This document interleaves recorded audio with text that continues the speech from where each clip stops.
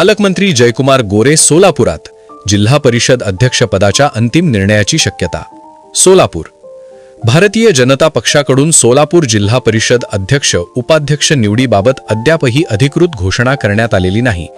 अध्यक्षपदासाठी आघाडीवर असलेल्या शांभवी कल्याण शेट्टी यांनी आपण इच्छुक नसल्याचे स्पष्ट केल्यानंतर स्पर्धा अधिकच रंगली आहे. जिल्हा परिषद अध्यक्षपदाच्या शर्यतीत अक्कलकोट व दक्षिण सोलापूर तालुक्यांत विभागलेल्या वळसंग जिल्हा परिषद गटातील सदस्य रामप्पा चिवडशेट्टी यांचे नाव आता पुढे येत आहे.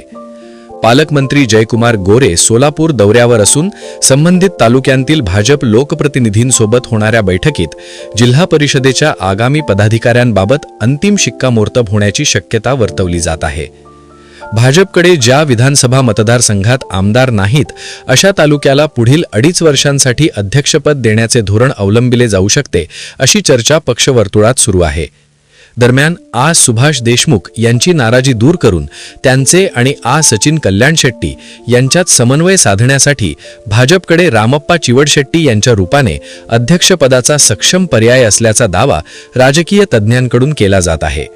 सोलापूर जिल्हा परिषद अध्यक्षपदाचा निर्णय आता कोणाच्या पारड्यात पडतो याकडे संपूर्ण जिल्ह्याचे लक्ष लागले आहे.